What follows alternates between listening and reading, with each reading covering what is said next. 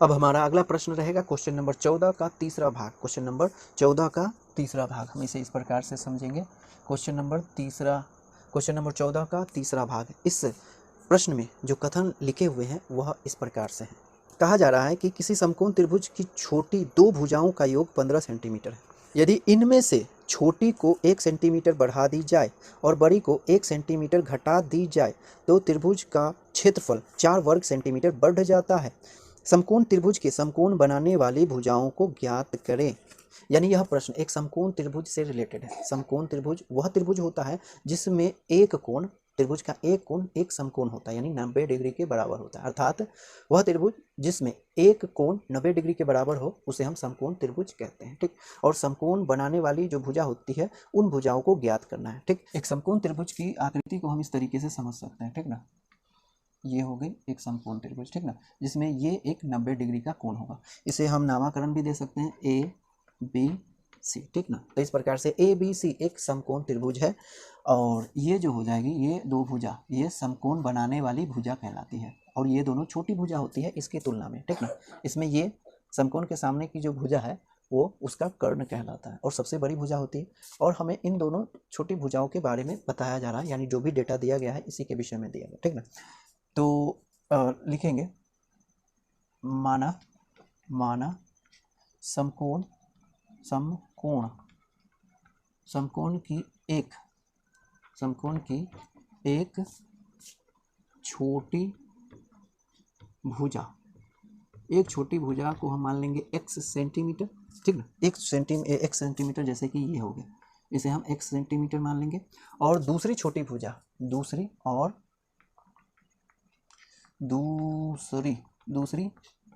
छोटी भुजा इसे हम मान लें, अच्छा इसमें हर्षोकार लगता है, ध्यान है इस तरीके से। ठीक ना, तो छोटी भुजा हो जाएगी y सेंटीमीटर, इसे मान लेंगे। ठीक ना, यानी ये।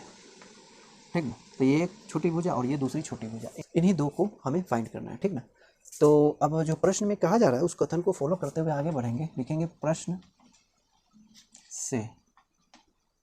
अब प्रश्न के पहले कथन में कहा जा रहा है कि समकोण त्रिभुज की दो छोटी भुजाओं का योग 15 है। यानी इन दोनों छोटी भुजाओं, समकोण त्रिभुज के इन दोनों छोटी भुजाओं का योग 15 है।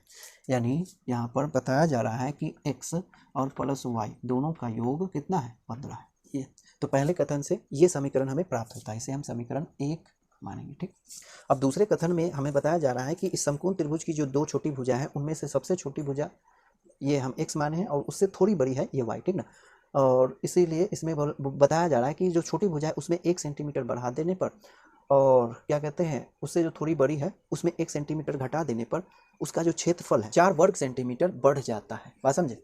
हम इसे ऐसे समझ सकते हैं कि पहले जो छोटी भुजा ये है, अब इसमें से एक, इसमें थोड़ी और बढ़ोतरी कर दें, इतनी बड़ी हम फिर से बना लेते हैं यहाँ पर। ठीक, इतनी बड़ी। अब इसमें थोड़ी सी बढ़ोतरी कर देते हैं, 1 सेंटीमीटर इसमें बढ़ा देते हैं, तो नई भुजा ये हो जाएगी। ठीक ना, तो यहाँ पर ये पहले x थी ना, तो अब हो जाएगी x प्लस 1। ठीक, यानी छोटी भुजा में 1 सेंटीमीटर बढ़ोतरी कर दी। ठीक, अब जो उससे बड़ी है ये, उसमें क्या करना है कि 1 सेंटीमीटर घटा देना है। तो पहले यहाँ तक मान लेते हैं, इतना बड़ा है ना, इतना, तो यहाँ से पहले जो थी कितनी बड़ी थी, इतनी बड़ी थी, इतनी बड़ी है ना, देख लेना इतनी बड़ी थी। अब क्या करना है कि इसमें 1 सेंटीमीटर को कम कर देना है। जो पहले यहाँ से यहाँ तक y थी ना, अब इसमें y में से 1 सेंटीमीटर घटा देने पर ये बन जाएगी। अब ये नहीं रह जाएगी, इतनी रह जाएगी। ठीक, तो नई त्रिभुज इस तरीके से बन जाएगी। बात समझे? छोटी भुजा में 1 सेंटीमीटर बढ़ा दिए और उससे थोड़ी जो बड़ी है उसमें 1 सेंटीमीटर घटा देंगे। तो ऐसा करने पर जो नया त्रिभुज बन रहा है, नया त्रिभुज, उसका क्षेत्रफल मूल त्रिभुज के क्षेत्रफल से 4 वर्ग सेंटीमीटर अधिक है। यानी इसका क्षेत्रफल इसके क्षेत्रफल से 4 वर्ग सेंटीमीटर अधिक होगा। समझे? तो यहाँ पर हम क्षेत्रफल निकाल लेते हैं। यहाँ पर लिखेंगे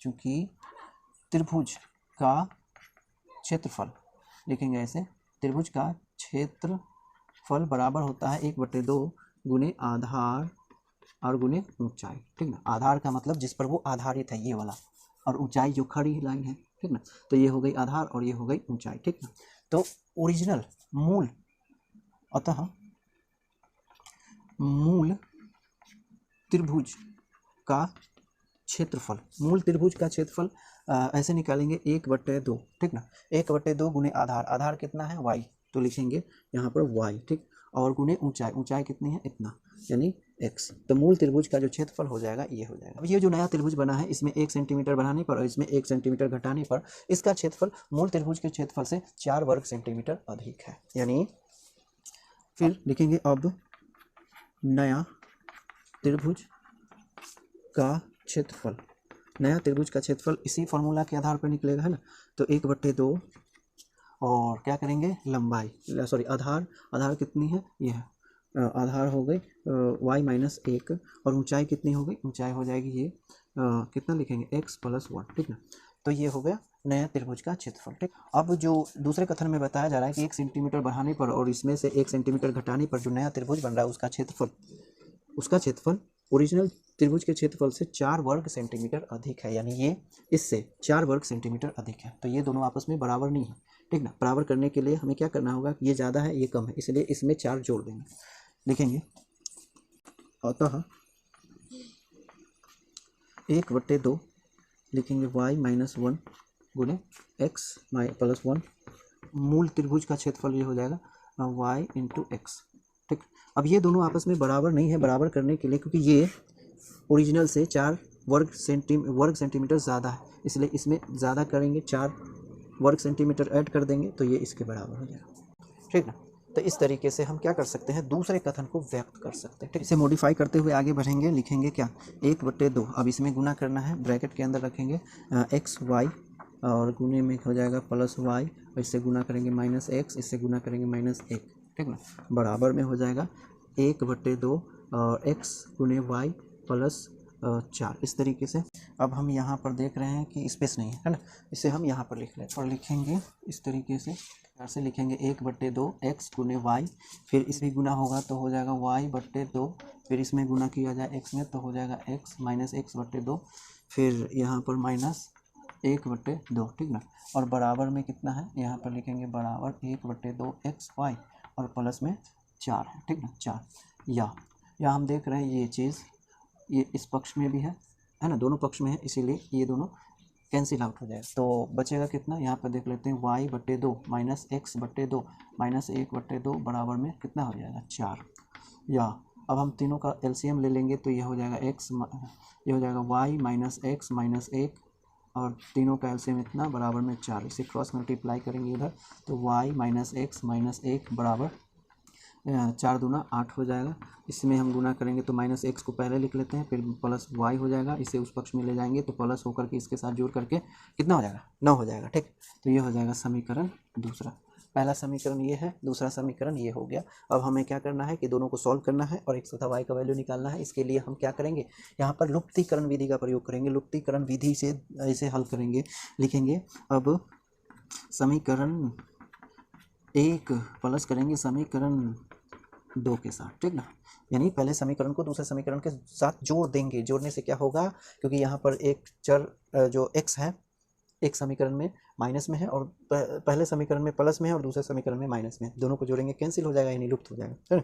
इसीलिए यहाँ लुप्तीकरण विधि अपना रहा है, ठीक। तो लिख लेते हैं यहाँ पर एक बार। तो पहला समीकरण है x + y बराबर में है 15 और दूसरा समीकरण है -x + y बराबर में है 9। अब इन दोनों को जोड़ना है, तो इन दोनों को जोड़ेंगे तो रिजल्ट में क्या आएगा, रिजल्ट 0 होगा। फिर यहाँ जोड़ेंगे तो रिजल्ट 2 और बराबर में 9 और 15, 9 15 कितना होता है 24, तो हो जाएगा 24, ठीक ना। यहाँ देख रहे हैं ना। अब इधर स्पेस नहीं है, आप इतना नोट करो। तो यहाँ पर रिजल्ट क्या आएगा, यहाँ पे लिखेंगे या 2y बराबर में 24 हो गया। अब दोनों पक्ष में हम 2 से डिवाइड करेंगे तो ये 2 एकम 2 घट करके कितना होगा y, और इधर 12 दूना 24 हो जाएगा, है ना। तो हो जाएगा 12, यानी y बराबर कितना मिल गया 12 मिल गया। अब x चाहिए तो पहले समीकरण से ले लेते हैं। लिखेंगे समीकरण, अब समीकरण 1 में क्या करेंगे y बराबर 12 रखेंगे, ठीक ना। समीकरण 1 में y बराबर 12 रखने पर ठीक कितना हुआ, समीकरण 1 गिरा कितना है, यह है x + y बराबर में 15, है ना। अब क्या करना है, y के जगह पर 12 रखना है, तो लिखेंगे या x + 12 बराबर में 15, ठीक ना। इसे उस पक्ष में ले जाएंगे इस पक्ष में x बचेगा, उधर जाएगा 15 - 12 घट मार के कितना बचेगा x बराबर 3, है ना। x का वैल्यू आ गया 3 और y का वैल्यू 12, ठीक ना। तो हम कह सकते हैं ना क्या कि एक छोटी भुजा, एक ऐसा लिखेंगे, अतः एक छोटी भुजा कितनी हो जाएगी, एक छोटी भुजा जिसे हमने क्या माना है x सेंटीमीटर, और x का जगह पर 3 आया तो हो गया 3 सेंटीमीटर, और दूसरी छोटी भुजा जिसे हमने क्या माना है y सेंटीमीटर, और y के बदले में कितना है 12 सेंटीमीटर, सॉरी 12, तो इसलिए 12 सेंटीमीटर, ठीक। तो यहाँ पर आंसर हो गया 3 सेंटीमीटर और 12 सेंटीमीटर, ठीक ना।